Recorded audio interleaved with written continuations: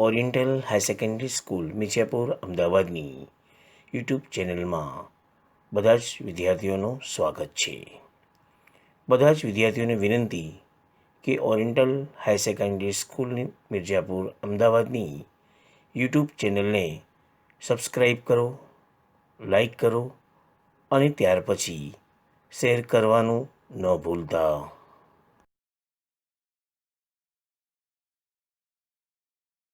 આ power point પ્રેઝન્ટેશનના પ્રસ્તુત કરતા છે કુરેશી ગુલામ દસ્તગીર આઈ.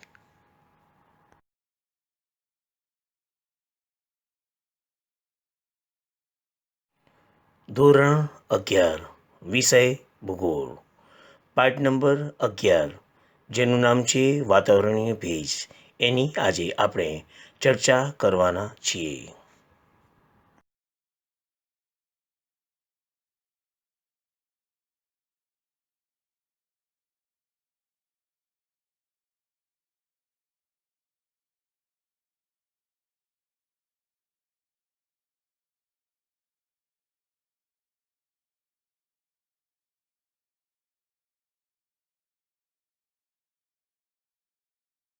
ધોરણ 11 વિષય ભૂગોળ, પાઠ નંબર 11, જેનું નામ છે વાતાવરણીય ભેજ, જેની આપણે શરૂઆત કરીએ છીએ.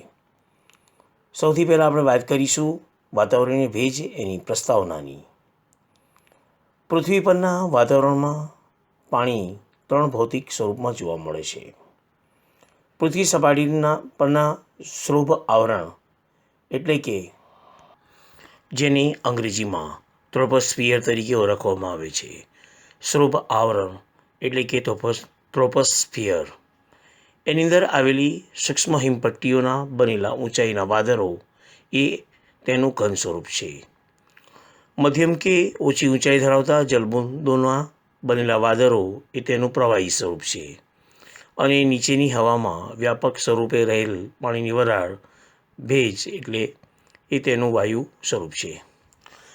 એટલે જો આપણે ટૂંકમાં વાત કરીએ કે પૃથ્વીનું પરનું જે વાતાવરણ જે છે એની અંદર જે પાણી હોય છે એ પાણી 3 ભૌતિક સ્વરૂપમાં આપણને જોવા મળે છે.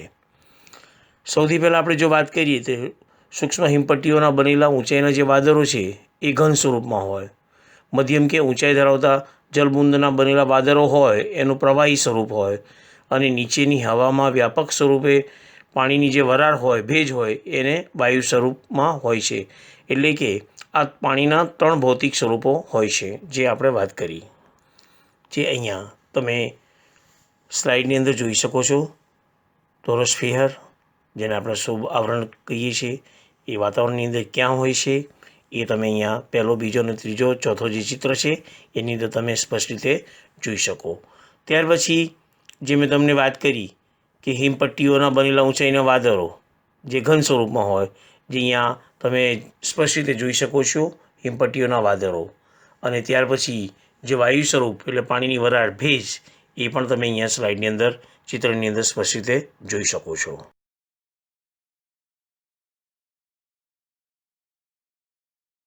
આપણે અગાઉ પેરેગ્રાફની અંદર વાત કરી પાણીની વરાળની. હવે હું આગળ વાત કરું છું. પાણીની વરાળ રંગહીન, સ્વાદહીન અને વાસરહિત હોય છે. એટલે કે જે પાણીની જે વરાળ હોય છે એને કોઈ પણ પ્રકારનો રંગ પણ નથી હોતો, એનો કોઈ જાતનો સ્વાદ પણ નથી હોતો અને કોઈ પણ જાતની વાસ પણ હોતી નથી. પૃથ્વી પરના વાતાવરણમાં બધે ભેજ સિવાય અન્ય વાયુઓનું પ્રમાણ એક સરખું હોય છે. એટલે કે પૃથ્વી પર જે વાતાવરણ છે એ બધી બાજુ જોવા જઈએ તો ભેજ સિવાય બીજા જે વાયુઓ જે હોય એમનું પ્રમાણ કેવું હોય છે? એકસરખું હોય છે. પરંતુ સ્થળ, ઋતુ, સમય અને તાપમાનની પરિસ્થિતિ મુજબ ભેજનું પ્રમાણ ઓછું વધતું થયા કરે છે. એટલે ભેજનું પ્રમાણ જે છે એ કોઈ જગ્યાએ વધારે હોય તો કોઈ જગ્યાએ ઓછું હોય છે. તો એ શાના આધારે? તો કે ભાઈ સ્થળ છે, ઋતુ છે, સમય છે, તાપમાનની પરિસ્થિતિ, બરાબર, એ જે પ્રમાણે હોય એ પ્રમાણે ભેજનું પ્રમાણ પણ અમુક જગ્યાએ વધારે હોય તો અમુક જગ્યાએ ઓછું હોય છે. પૃથ્વી સપાટી જે છે એનાથી આપણે જેમ જેમ ઊંચે જઈએ તેમ તેમ ભેજનું પ્રમાણ કેવું હોય છે? ઘટતું જાય છે. પૃથ્વી સપાટીથી 10 થી 12 કિલોમીટરની ઊંચાઈ પછીના વાતાવરણમાં ભેજ લગભગ જોવા મળતો નથી. એટલે કે આપણે પૃથ્વીની સપાટી આપણે જેમ જેમ ઊંચે જતા જઈએ તેમ તેમ ભેજનું પ્રમાણ શું થાય છે, ઘટતું જાય છે. એવું કહેવાય છે કે પૃથ્વી સપાટીથી આપણે 10થી 12 કિલોમીટરની ઊંચાઈ પછીનું જે વાતાવરણ છે એ વાતાવરણની અંદર ભેજ લગભગ જોવા મળતો નથી.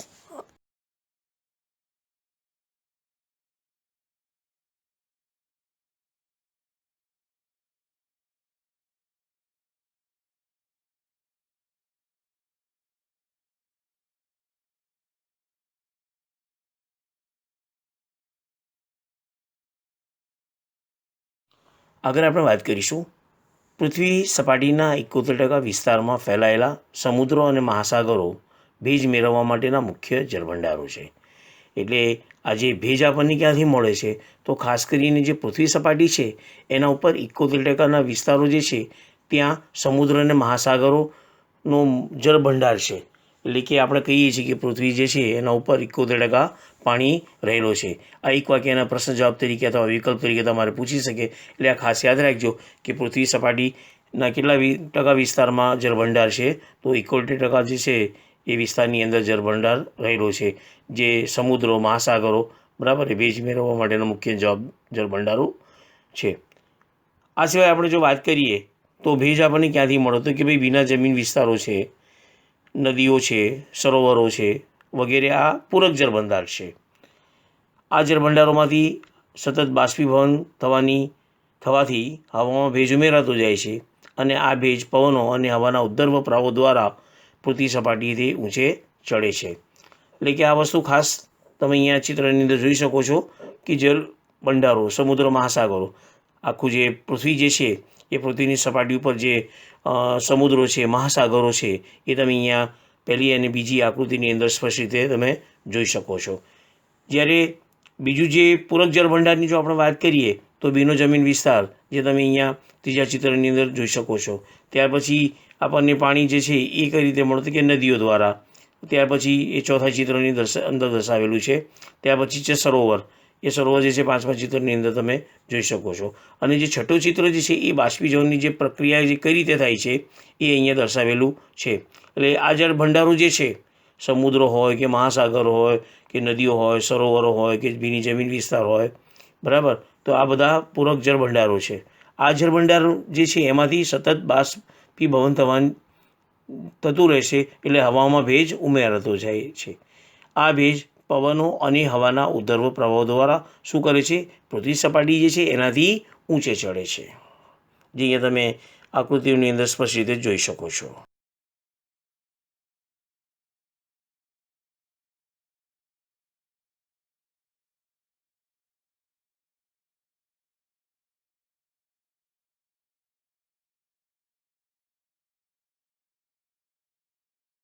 આગળ આપણે વાત કરીશું. જો મેં તમને વાત કરી કે ભાઈ આ ભેજ પવનો અને હવાના ઉદ્ધર્વ પ્રવાહો દ્વારા પૃથ્વી સપાટીથી ઊંચી ચડતા હોય છે.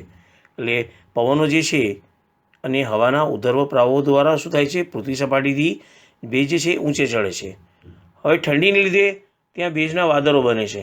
એટલે જ્યાં ઠંડી હોય છે એના લીધે ત્યાં શું થાય છે, ભેજના વાદળો બને છે અને છેવટે તે વૃષ્ટિ રૂપે પૃથ્વી સપાટી પર પાછો આવે છે. એટલે કે વરસાદ રૂપે એ ફરી પાછો અહીંયા આવતો હોય છે. આમ પૃથ્વી અને તેના વાતાવરણ વચ્ચે જળચક્રની પ્રક્રિયા નિરંતર ચાલ્યા કરે છે.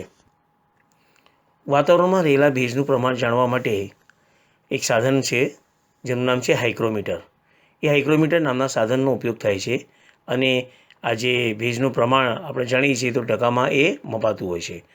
હાઇગ્રોમીટર જે સાધન છે એ અહીંયા મેં છેલ્લી આકૃતિ જે છે એની અંદર દર્શાવેલું છે એ તમે એની અંદર સ્પષ્ટ રીતે જોઈ શકો છો. આ એક વાક્યના પ્રશ્ન જવાબ તરીકે અથવા આ વિકલ્પના પ્રશ્ન તરીકે તમને પૂછી શકે કે ભાઈ વાતાવરણમાં રહેલ ભેજનું પ્રમાણ જાણવા માટે કયા પ્રકારનું સાધન વપરાય છે, તો એનો જવાબ છે હાઇગ્રોમીટર. અને આ હાઇગ્રોમીટર દ્વારા વાતાવરણમાં ભેજનું પ્રમાણ શેમાં મપાય છે, તો કે ભાઈ ટકાની અંદર મપાય છે. એ તમે પ્રશ્ન જવાબ આપી શકો છો.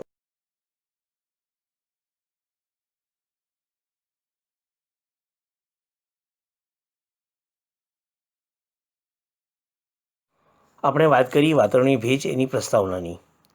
હવે આપણે આગળ વાત કરીશું ભેજના મહત્ત્વની. તમારે આ 3 માર્ક્સના પ્રશ્ન જવાબ તરીકે પૂછી શકે કે ભેજનું મહત્ત્વ જણાવો. 2 માર્ક્સ કે 3 માર્ક્સના પ્રશ્ન જવાબ તરીકે તમારે પૂછી શકે. તો ચલો ત્યારે આપણે શરૂઆત કરી છે ભેજના મહત્ત્વની. પૃથ્વી પરના વાતાવરણમાં ભેજનું પ્રમાણ 2%થી પણ ઓછું હોવા છતાં પૃથ્વી પરના હવામાન અને આબોહવાની પરિસ્થિતિના નિર્માણમાં ભેજ મહત્ત્વનો ભાગ ભજવે છે. એટલે કે પૃથ્વી પર જે વાતાવરણ છે એ વાતાવરણની અંદર ભેજનું પ્રમાણ કેટલું હોય છે? 2%થી પણ ઓછું હોય છે.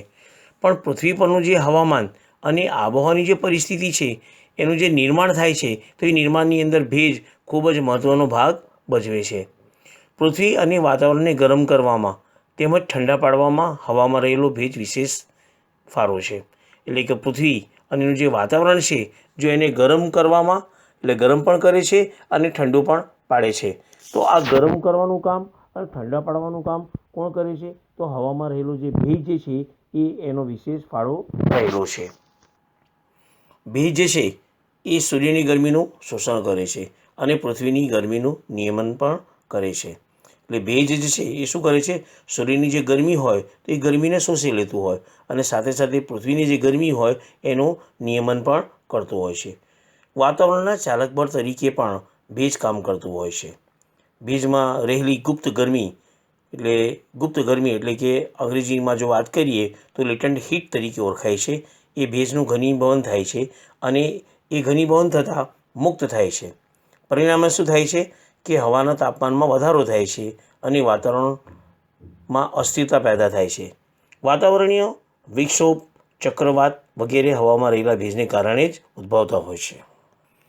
આપણે વાત કરી કે ભાઈ પૃથ્વી અને વાતાવરણ જે છે એને ગરમ કરવામાં કોનો વિશેષ ફાળો રહેલો છે? તો કે ભાઈ ભેજનો. એટલે વાતાવરણને ગરમ પણ કરે છે અને ઠંડુ પણ પાડે છે. સાથે સાથે જો આપણે વાત કરીએ તો ભેજ જે છે એ સૂર્યની ગરમીનું શોષણ પણ કરે છે અને સાથે સાથે પૃથ્વીની જે ગરમી છે એનું નિયમન પણ કરતો હોય છે. અને સાથે જે વાતાવરણ છે એના ચાલક બળ તરીકે પણ આ ભેજ કામ કરતું હોય છે. ભેજમાં રહેલી ગુપ્ત ગરમી એટલે લેટન્ટ હીટ જે છે એ ભેજનું ઘનીભવન થાય છે અને ઘનીભવન થતાં એ મુક્ત થાય છે. ભેજ જે છે એ શું થઈ જાય છે? મુક્ત થાય છે એટલે ફ્રી થઈ જાય છે. પરિણામે હવાના તાપમાનમાં વધારો થાય છે અને વાતાવરણ જે છે એની અંદર શું થાય છે? અસ્થિરતા પેદા થાય છે. તો તમે સાંભળ્યું હશે કે ઘણીવાર જે છે વાતાવરણની અંદર વિક્ષોભ થતો હોય છે, ચક્રવાત થતું હોય છે. તો આ જે વિક્ષોભ થાય છે, વાતાવરણીય વિક્ષોભ જે છે, ચક્રવાત જે છે, તો એ કોના કારણે ઉદ્ભવે છે? તો ખાસ કરીને હવામાં રહેલ ભેજને કારણે એ ઉદ્ભવતો હોય છે.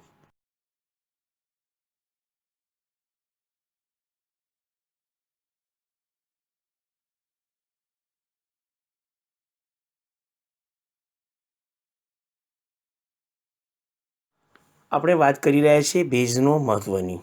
આગળ હું વાત કરું છું કે વાતાવરણ પૃથ્વી સપાટીએથી ભેજ લે છે, સંગ્રહે છે અને યોગ્ય પરિસ્થિતિ મળતા તે પરત પણ કરે છે. આપણે તેને ઝાકળ, ધુમ્મસ, વાદળ, વૃષ્ટિ, કરા વગેરે સ્વરૂપમાં જોઈએ છીએ. વાતાવરણમાં રહેલો ભેજ પૃથ્વી પરની સમગ્ર જીવસૃષ્ટિ માટે પણ મહત્ત્વનો છે. આ જીવસૃષ્ટિને જરૂરી પાણી હવામાં રહેલા ભેજનું ઘનીભવન અને વૃષ્ટિ થવાથી મળી રહે છે. જો આપણે આને સમજીએ તો વાતાવરણ જે છે એ ભેજ કોની પાસેથી લે છે? પૃથ્વી સપાટીએથી અને સંગ્રહે છે અને યોગ્ય પરિસ્થિતિ મળતા એ ફરી વાતાવરણ આપણને ભેજ જે છે એ પરત પણ કરતો હોય છે. આપણે આ જે ભેજ પરત કરે છે, વાતાવરણ જે છે આપણને ભેજ પરત કરે છે તો કયા સ્વરૂપમાં આપણને પરત કરે છે? તો ઝાકળ છે. તમે જોતા હશો સવારના પહોરની અંદર ખાસ કરીને શિયાળાની સવાર અથવા રાત્રિના સમય દરમિયાન તમે જોતા હશો કે ઝાકળ એટલે જેને આપણે ઓસ કહીએ છીએ અને ઉર્દૂમાં એને શબનમ તરીકે ઓળખવામાં આવે છે. એ તમે એનો અનુભવ કરતા હશો. ત્યાર પછી ખાસ કરીને આ શિયાળાની ઋતુની અંદર જ ખૂબ જ વધારે ધુમ્મસ થતું જોવા મળે છે. આપણે જોઈએ તો કે બધું દેખાય નહીં, બિલકુલ અંધારો હોય, અજવાળું હોય, તેમ છતાં પણ સૂરજ નીકળી ગયું હોય તેમ છતાં પણ અંધારું દેખાતું એ ધુમ્મસ હોય છે. જે અહીંયા તમે પહેલી આકૃતિની અંદર જોઈ શકો છો, ઝાકળની જે છે એ ચિત્ર આપેલું છે. બીજો જે ચિત્ર છે એ ધુમ્મસનો છે, એ તમે સ્પષ્ટ રીતે અહીંયા જોઈ શકો છો. ત્યાર પછી વાદળો જે છે એ પણ તમે અહીંયા ચિત્રની અંદર સ્પષ્ટ રીતે જોઈ શકો છો. ત્યાર પછી વૃષ્ટિ એટલે વરસાદ. એ આપણને ભેજ જે છે એ વાતાવરણ આપણને વૃષ્ટિના સ્વરૂપમાં પણ એટલે વરસાદના સ્વરૂપમાં પણ આપણને ભેજ આપતો હોય છે. ત્યાર પછી કળા. ઘણીવાર તમે સાંભળતા હશો કે ભાઈ ખાસ કરીને આ શિયાળાની ઋતુઓની અંદર અમુક વાર જે છે એ બરફ જે છે એના કણા પડતા હોય, જે અહીંયા તમે ચિત્રની અંદર જોઈ શકો છો, એ કરાનું ચિત્ર છે.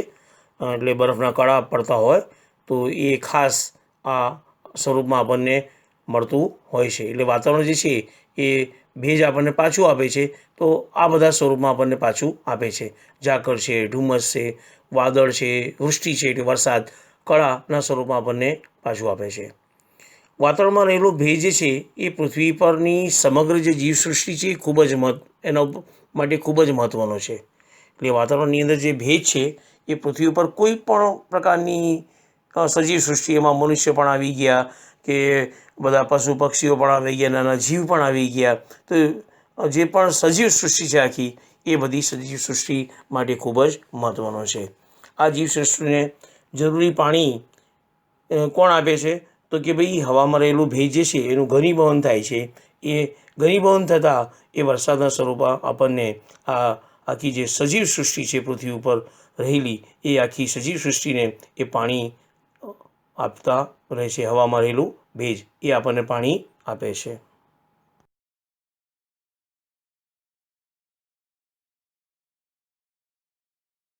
આપણે સૌથી પહેલાં વાત કરી વાતાવરણીય ભેજ, એની પ્રસ્તાવનાની વાત કરી. ત્યાર પછી આપણે વાત કરી ભેજના મહત્ત્વની. હવે આપણે આગળ વાત કરીશું બાષ્પીભવન. બાષ્પીભવન, જેને અંગ્રેજીમાં ઇવાપોરેશન તરીકે ઓળખવામાં આવે છે. હવે એની આપણે વાત કરીશું કે ભાઈ બાષ્પીભવન કોને કહેવામાં આવે. આ પ્રશ્ન પણ તમારે 2 કે 3 માર્ક્સ તરીકે પૂછી શકે. તો ચાલો ત્યારે આપણે વાત કરીએ બાષ્પીભવન એટલે શું, એની આપણે સમજૂતી મેળવીએ. સૂર્યની ગરમીથી પાણીની બાષ્પ એટલે કે વરાળ થવાની જે ક્રિયા છે એને બાષ્પીભવન તરીકે ઓળખવામાં આવે છે. આ તમારે એક વાક્યના પ્રશ્ન જવાબ તરીકે પણ પૂછી શકે કે બાષ્પીભવન કોને કહેવામાં આવે. તો જ્યારે એક વાક્યના પ્રશ્ન જવાબ તરીકે તમને આ પ્રશ્ન પૂછવામાં આવે ત્યારે તમે આ લખી શકો કે ભાઈ સૂર્યની ગરમીથી પાણીની બાષ્પ એટલે વરાળ થવાની જે ક્રિયા છે એ ક્રિયાને આપણે શું કહીશું? બાષ્પીભવન કહીએ છીએ. આપણે આગળ વાત કરીશું. જેમ જેમ તાપમાન વધતું જાય તેમ તેમ બાષ્પીભવનની ક્રિયા ઝડપી બનતી જાય છે અને હવામાં વધુને વધુ ભેજ ઉમેરાતો જાય છે. એટલે એક વસ્તુ તમારી યાદ રાખવાની છે કે જેમ જેમ તાપમાન વધતું હોય, બરાબર, તેમ તેમ બાષ્પીભવનની જે ક્રિયા જે છે એ ખૂબ જ ઝડપી બનતી જાય છે અને હવાની અંદર વધુને વધુ ભેજ ઉમેરાતો જાય છે. આ ક્યારે થાય? કે હવાની અંદર વધારે ભેજ ઉમેરાતો જાય કે જ્યારે તાપમાન વધતું જાય ત્યારે આ બાષ્પીભવનની ક્રિયા જે છે ઝડપથી બને અને હવાની અંદર વધારે વધુ ભેજ ઉમેરાતો જાય. જ્યાં સુધી હવામાં ભેજ સમાવવાની ક્ષમતા રહેલી છે ત્યાં સુધી હવામાં ભેજ બળતું હોય છે. એટલે ખાસ કરીને જ્યાં સુધી હવામાં ભેજ સમાવવાની ક્ષમતા હોય, એટલે એની પાસે જેટલી તાકાત હોય ત્યાં સુધી એ હવાની અંદર ભેજ બળતું હોય છે. આમ હવા સંતૃપ્ત થાય છે અને ત્યાં સુધી બાષ્પીભવનની ક્રિયા ચાલુ રહે છે. અહીંયા તમે ચિત્ર જે છે એની અંદર સ્પષ્ટ રીતે જોઈ શકો છો કે બાષ્પીભવનની પ્રક્રિયા જે છે કઈ રીતે થાય છે એ અહીંયા ચિત્ર દ્વારા તમે સહેલાઈથી સમજી શકો છો. મેં અહીંયા ચિત્ર જે છે એ બિલકુલ સ્પષ્ટ રીતે મૂકેલું છે કે એના દ્વારા તમે સમજી શકો.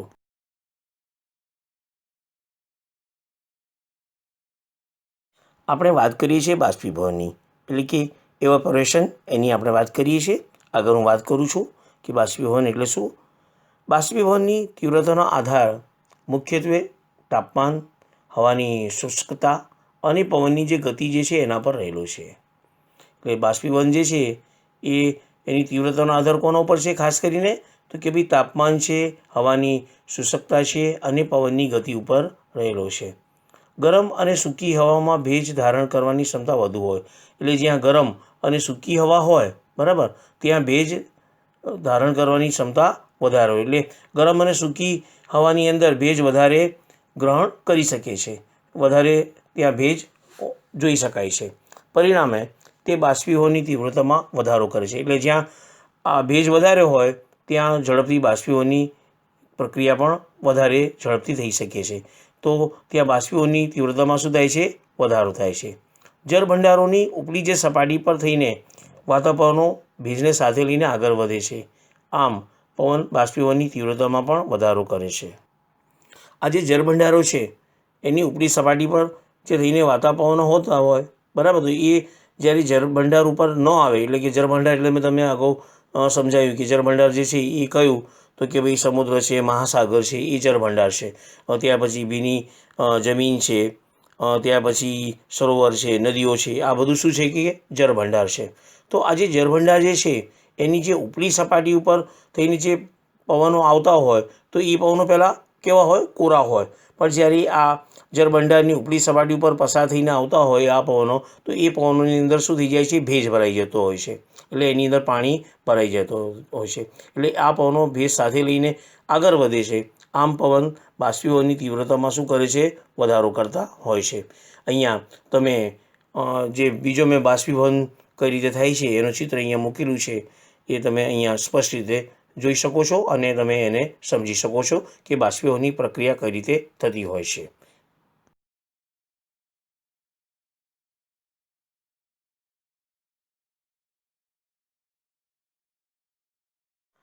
આપણે વાત કરી છે બાષ્પીભવનની, તો આગળ હું વાત કરીશ કે શિયાળા કરતાં ઉનાળાની ઋતુમાં બાષ્પીભવન વધારે હોય છે. એટલે શિયાળો હોય બરાબર, એના કરતાં ઉનાળાની જે ઋતુ હોય એટલે ઉનાળાની અંદર વધારે ગરમી હોય. ને મેં તમને વાત કરી કે ભાઈ જ્યાં ગરમી વધારે હોય તો ત્યાં બાષ્પીભવનની તીવ્રતામાં શું થાય છે? વધારો થતો હોય છે. એટલે શિયાળા કરતાં ઉનાળાની જે ઋતુ હોય તો એ ઋતુની અંદર બાષ્પીભવન વધારે થતું હોય છે. ખાસ કરીને વિષુવવૃત્તીય પ્રદેશોની આપણે જો વાત કરીએ તો વિષુવવૃત્તીય પ્રદેશો સૌથી વધુ બાષ્પીભવન થાય છે, કેમ કે ત્યાં વધારે ગરમી પડતી હોય એના કારણે. તો વિષુવવૃત્તીય જે પ્રદેશો છે ત્યાં સૌથી વધુ બાષ્પીભવન થાય છે. જ્યારે ઉત્તર ધ્રુવના જે પ્રદેશો છે, દક્ષિણ ધ્રુવના પ્રદેશો છે ત્યાં ઘણું ઓછું બાષ્પીભવન થતું હોય છે. અહીંયા સ્લાઇડમાં મેં જે તમે ચિત્ર આપેલું છે એ ચિત્ર જે છે એ આખું પૃથ્વીનું છે. તો એ આખી જે પૃથ્વી જે છે એની અંદર તમે સ્પષ્ટ રીતે જોઈ શકો છો. જે પૃથ્વીનો જે દડો છે, ગોળ છે બરાબર, એનો બિલકુલ તમે વચ્ચે જુઓ તો ઇક્વેટર લખેલું છે. ઇક્વેટર એટલે 0. એટલે પૃથ્વી જે છે એ ગોળ છે. જો આપણે એને વચ્ચેથી બે ભાગ કરીએ એટલે 0 બરાબર, તો એને આપણે વિષુવવૃત્ત કહીએ, અંગ્રેજીમાં ઇક્વેટર તરીકે ઓળખવામાં આવે છે, જે અહીંયા તમે સ્પષ્ટ રીતે જોઈ શકો છો. તો મેં તમને જે વાત કરી કે વિષુવવૃત્તીય પ્રદેશો એટલે કે આ જે પૃથ્વી સપાટી જે છે એની બિલકુલ વચ્ચેનો જે ભાગ જે છે એ વિષુવવૃત્તીય વિસ્તાર છે. એની ઉપર નીચેના જે પ્રદેશો છે એટલે ઉપર નીચે જે આવેલા છે ઉત્તરમાં અને દક્ષિણમાં, એ બધા વિષુવવૃત્તીય પ્રદેશો ગણાય છે. તો આ જે વિષુવવૃત્તીય પ્રદેશો છે ત્યાં સૌથી વધારે બાષ્પીભવન થતું હોય છે. ત્યાર પછી તમે ખાસ કરીને પૃથ્વીનું જે ગોળું છે એ ઉપર તમે અહીંયા જોઈ શકો છો અને પૃથ્વીનો જે ગોળો છે એને બિલકુલ નીચે તમે જોઈ શકો છો. તો ઉપર જે ઉત્તરનો ભાગ ઉપર જે છે એ આપણે ઉત્તર ધ્રુવ પ્રદેશો કહીશું અને નીચેનો જે ભાગ છે બિલકુલ એ દક્ષિણ ધ્રુવ પ્રદેશો તરીકે ઓળખીશું. એટલે ધ્રુવ પ્રદેશો એટલે કે લેટ્યુડ, જેને અંગ્રેજીમાં ઓળખવામાં આવે છે. તો આ જે ઉત્તર ધ્રુવીય પ્રદેશો એટલે જે પૃથ્વી છે એની ઉત્તરમાં એટલે ઉત્તરમાં ઉત્તર ધ્રુવીય પ્રદેશો અને નીચે દક્ષિણમાં એટલે દક્ષિણ ધ્રુવીય પ્રદેશો. તો આ જે ધ્રુવ પ્રદેશો છે ત્યાં ઘણું ઓછું બાષ્પીભવન થતું હોય છે, જે તમે અહીંયા આ જે ચિત્રો પરથી સ્પષ્ટ રીતે જોઈ શકો છો અને સમજી શકો છો.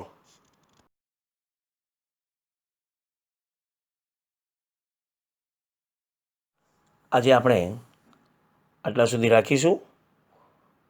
આપણે વાત કરી ધોરણ 11 વિષય ભૂગોળ, પાઠ નંબર 11, જેનું નામ હતું વાતાવરણીય ભેજ. વાતાવરણીય ભેજ એના ભાગ 1ની અંદર પાર્ટ 1ની અંદર આપણે વાત કરી વાતાવરણીય ભેજ એની પ્રસ્તાવનાની. ત્યાર પછી આપણે વાત કરી ભેજના મહત્ત્વની અને ત્યાર પછી આપણે વાત કરી બાષ્પીભવન એટલે શું, બાષ્પીભવનની આપણે વાત કરી. આજે આપણે અહીંયા સુધી રાખીશું. તમારું ગૃહ કાર્ય જ્યારે આ આખો પાઠ જે છે 3 કે 4 ભાગની અંદર વહેંચાયેલો છે, તો એ 3 કે 4 ભાગ પૂરા થશે ત્યાર પછી તમને આ ગૃહ કાર્ય આપવામાં આવશે. પણ તેમ છતાં તમારે યાદ રાખવાનું છે કે આ પાઠની અંદર જે પાઠ્યપુસ્તકની અંદર જે પ્રશ્નોના જવાબ આપેલા છે એ પ્રશ્નોના જવાબો તમારે જ્યારે આ પાઠ નંબર 11 સંપૂર્ણપણે પૂરો થાય ત્યાર પછી તમારે એ પાઠ્યપુસ્તકના પ્રશ્નોના જવાબો, સ્વાધ્યાયના પ્રશ્ન જવાબો તમારે લખી રાખવાના છે. એ સમય આવતા એ પ્રશ્ન જવાબો જે છે એ તપાસવામાં આવશે, જેની ખાસ વિદ્યાર્થીઓએ નોંધ લેવી. ખૂબ ખૂબ ધન્યવાદ, આભાર. પછીના તાસમાં આપણે મળીશું પાઠ નંબર 11 વાતાવરણીય ભેજ એનો ભાગ નંબર 2ની અંદર. ત્યાં સુધી આભાર, ધન્યવાદ.